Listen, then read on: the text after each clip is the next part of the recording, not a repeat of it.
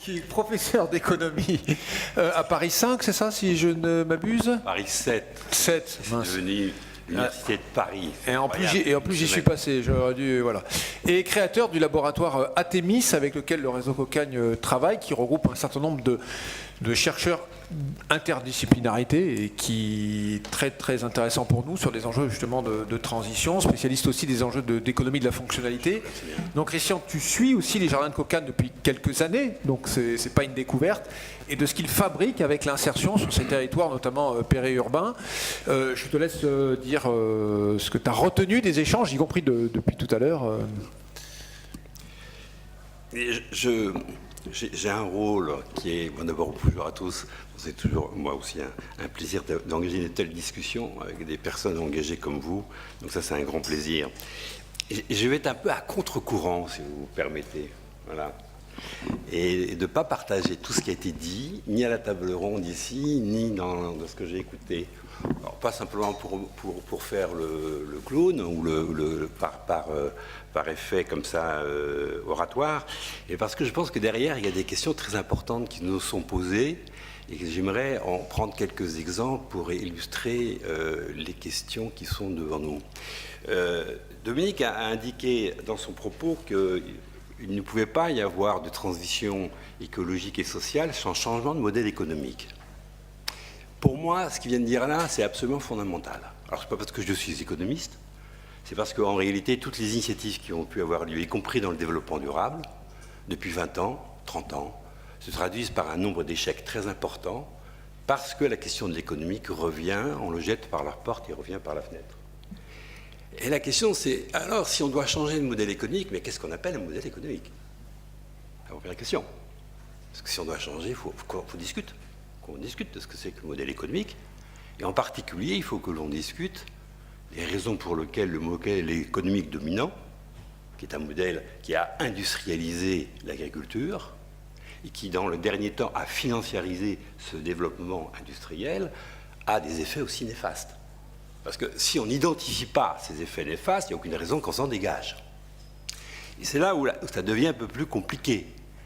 Et je ne partage pas complètement la conclusion de mon voisin de droite, qui est de dire, en tout cas ce que j'ai entendu, reprenons les méthodes de nos adversaires, et nous allons pouvoir être subversifs.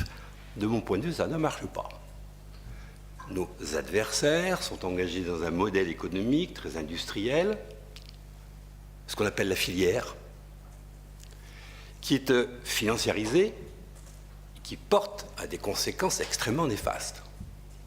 Le point de vue qu'est le mien, c'est pas de prendre leur méthode, c'est s'en dégager et d'inventer pas à pas des éléments qui nous apparaissent à la fois pertinents au regard de ce qui est opératoire et des expériences des uns et des autres, parce que bien entendu, nos expériences, je ne mets pas du tout en doute l'engagement et la volonté de sortir et d'engager une transition écologique et sociale, et malgré tout, on peut répéter l'ancien si on y fait vraiment pas gare.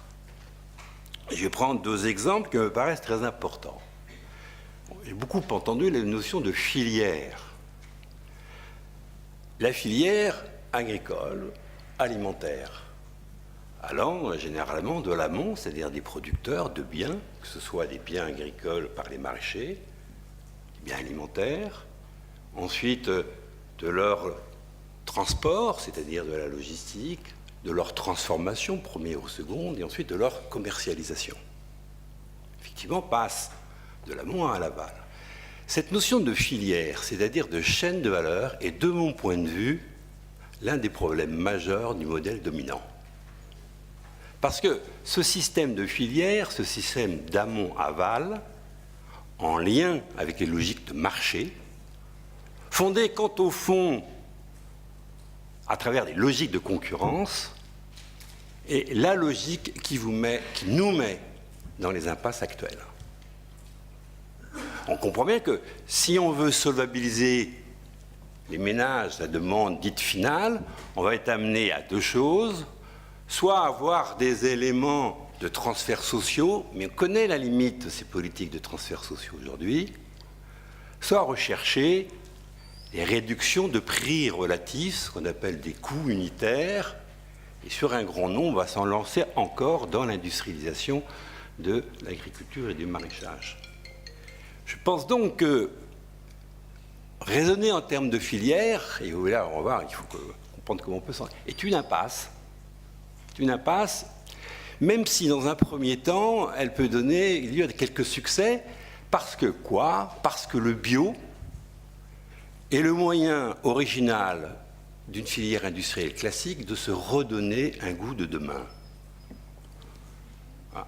C'est un moyen de se rajeunir, de se redonner une nouvelle perspective. Et dans un premier temps, il peut y avoir des développements quantitatifs associés au développement du bio, mais ça ne va pas durer longtemps.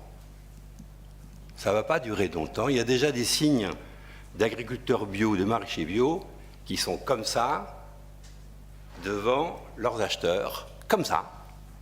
Et progressivement, la marge qu'ils avaient en capacité de réutiliser pour se développer est en train de fondre au soleil et de se retrouver dans les mêmes situations que l'alimentation et les biens alimentaires dits classiques.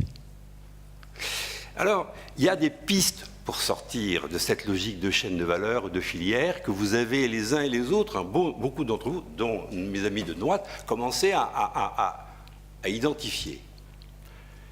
La première chose, je pense, c'est d'arriver à repérer ce dont a parlé Dominique, c'est-à-dire en quoi, à travers la question de l'alimentaire, se pose une diversité d'enjeux pour les habitants et citoyens. En quoi, finalement, il y a une multiplicité d'enjeux qui se jouent à travers l'alimentaire et que, alors, une alimentation bio, pensée un peu de manière originale, ce que j'appelle servicielle, dans l'idée de rendre service, pourrait prendre en charge. C'est la multifonctionnalité des enjeux de l'alimentation. Alors, il y a une dimension nutritive, beaucoup d'entre vous sont venus sur cette question, et ils ont absolument raison. Il y a une dimension de santé qu'on a commencé à évoquer sans être complètement creusée, mais on sent que là, il y a une deuxième dimension très importante. Pas complètement creusée encore, c'est plus encore une intuition que quelque chose qui arrive à se réaliser. Et malgré tout, on sent qu'il y a une puissante possibilité de développement dans ce sens. Il y a une dimension culturelle majeure, à la fois d'ancrage dans les territoires, mais aussi de culture au sens de, et on le voyait très bien à travers le petit film, de capacité que vous avez passé tout à l'heure sur la cuisine, c'est-à-dire de services d'accompagnement pour changer le mode de cuisine, changer le mode de conservation des aliments, changer leur mode d'usage, et derrière là, la capacité de renouveler des dimensions culturelles, du vivre ensemble, qui était très vivante dans le petit film que nous avons entendu, très vivante, dimension culturelle, et puis on pourrait en avoir d'autres. À travers ce constat de la multifonctionnalité de l'alimentaire, il me semble qu'il y a ici quelque chose qui nous donne un espoir, qui est de pouvoir développer les jardins de Cocagne et d'autres entreprises d'insertion ou d'autres associations d'insertion qui se préoccupent de la question de l'alimentaire vers des services qui vont compléter la production de biens alimentaires bio. L'enjeu n'est pas de développer à grande échelle, de mon point de vue, les biens bio. On va se retrouver exactement dans les impasses du modèle dominant. L'enjeu n'est pas de rechercher les volumes, les volumes, les volumes, les volumes. Il y a ici une contradiction majeure. Si on ne recherche pas les volumes, comment peut-on se développer ? Comment peut-on se développer ? De manière utile au territoire, utile aux ménages, et d'une matière qui permette à l'entreprise qui s'engage, ou les entrepreneurs qui s'engagent, qu'ils soient sociaux ou d'un autre statut, leur pérennité.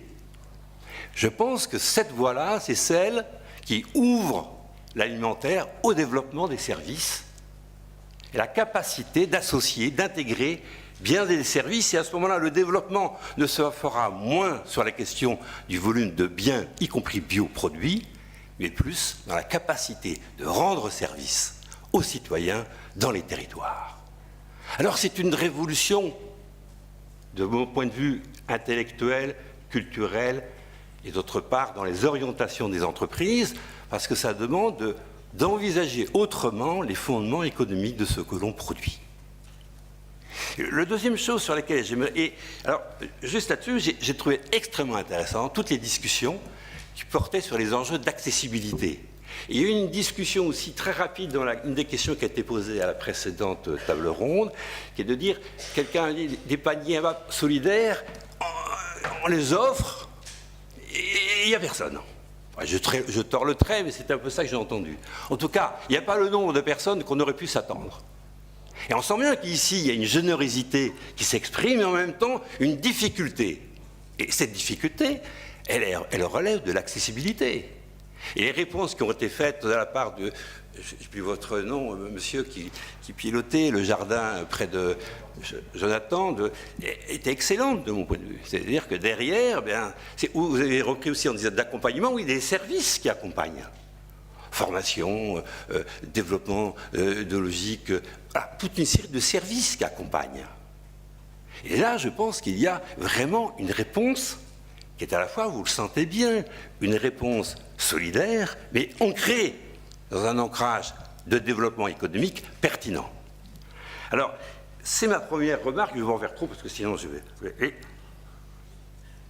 vous voyez, il y a un enjeu ici qui est d'essayer de, voilà, rechercher un modèle économique sur d'autres bases, à partir desquelles on peut envisager un développement des activités de service plus immatérielles, plus culturelles, plus relationnelles que des activités de biens, même s'ils sont bio. Le deuxième point sur lequel j'aimerais insister, c'est que, et c'est très important de mon point de vue, toutes les activités n'ont pas de prix. C'est ce que disait Dominique. Je partage complètement ce point de vue. Il y a des activités plus immatérielles, plus relationnelles, plus porteuses d'une vivre ensemble, qui n'ont pas de prix. Si elles n'ont pas de prix, ça ne sert à rien de chercher à en leur mettre un. Ça veut dire qu'il faut envisager quelque chose qui ne se passe pas par le marché et qui sorte de la notion de prix. En d'autres termes, il faut être en capacité de développer des relations entre acteurs liés à l'alimentaire, mais larges, qui sortent de la concurrence, de la logique de marché et des prix, pour rentrer dans une logique de la coopération, des engagements réciproques et des dépenses acceptables. Il faut sortir de la logique de prix et de concurrence, sortir de la logique de marché, pour envisager des rapports entre acteurs du bien-vivre alimentaire sur d'autres bases qui seront progressivement évaluées, concertées, discutées, et qui forment alors ici non pas un nouveau modèle au sens strict du terme, mais une trajectoire nouvelle de développement. En fait, si on a une intuition générale d'un nouveau modèle économique, on n'en connaît pas complètement les ingrédients. Par facilité de langage, on est amené à nous, de temps en temps, comme chercheurs, à dire ben voilà, ça a la forme de l'économie de la fonctionnalité, de la coopération. Fonctionnalité au sens où c'est un modèle qui doit se préoccuper des grandes fonctionnalités de la vie, la santé, la mobilité, l'alimentaire, ces grandes fonctionnalités de la vie, d'une manière à articuler ces fonctions les unes avec les autres, la multifonctionnalité. Et ça passe par la coopération. Et réfléchir à la coopération, ce n'est pas seulement un problème de statut et des coopératives. On peut avoir des coopératives qui ne coopèrent pas du tout, qui sont en pleine concurrence, qui sont en pleine financiarisation. Donc le statut ne désigne rien. La capacité de développer la coopération, c'est la capacité de se dégager de la concurrence et des marchés pour inventer une nouvelle relation entre acteurs. Et c'est la capacité aussi à l'interne des jardins de Cocagne, comme d'autres acteurs, de se préoccuper de la coopération interne dans le travail, c'est-à-dire la capacité de penser à l'autre dans la façon dont on travaille et d'être reconnu par l'autre dans la façon dont on s'engage dans le travail. Voilà quelques petites questions, mais vous voyez, qui va nous renvoyer derrière à ce qu'on appelle un modèle économique qui mérite à la fois d'être discuté ensemble, parce que à chaque fois, ne nous trompons pas, il y a des relations systémiques qui se mettent en lien avec différentes dimensions de la question économique. Merci Christian.